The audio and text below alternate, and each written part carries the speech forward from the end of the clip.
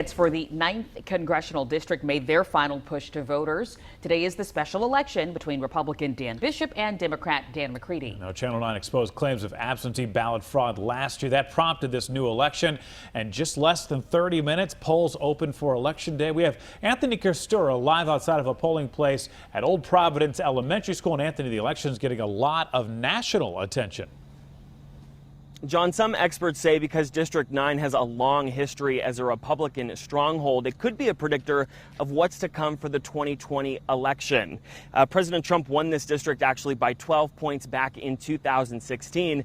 And although it is quiet now when the doors open here at 6:30 this morning, both candidates are hoping that voters turn out in big numbers. To fire up supporters and motivate people to get out and vote, the candidates focused their efforts in Fayetteville last night. Republican Dan Bishop brought in high-profile support from President Trump and Vice President Mike Pence. Bishop's pitch is that he'll be a reliable ally for the president in D.C. Upholding the Second Amendment and a tough approach on immigration are his key promises. As we mentioned, some say this voting do-over could be an early indicator for 2020.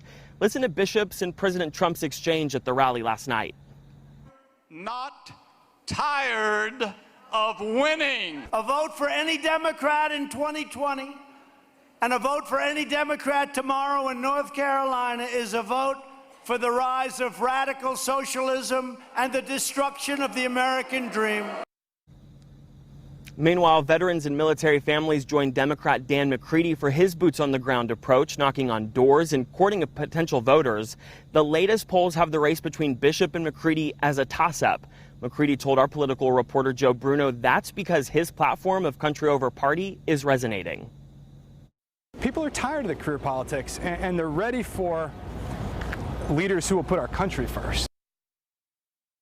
We're told McCready will be out here later this morning greeting voters.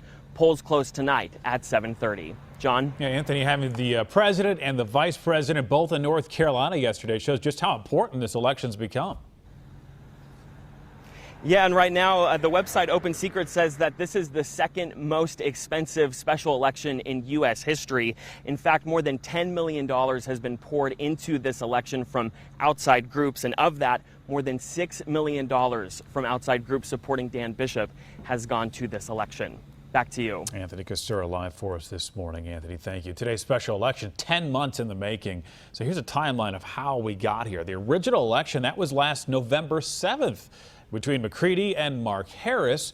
Shortly after McCready conceded in December, Channel 9 uncovered the evidence of ballot harvesting in Bladen County.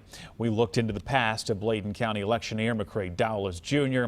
After a series of hearings on February 21st, the State Board of Elections called for this new election. In March, Dowless and 6 others were charged in the ballot harvesting scheme.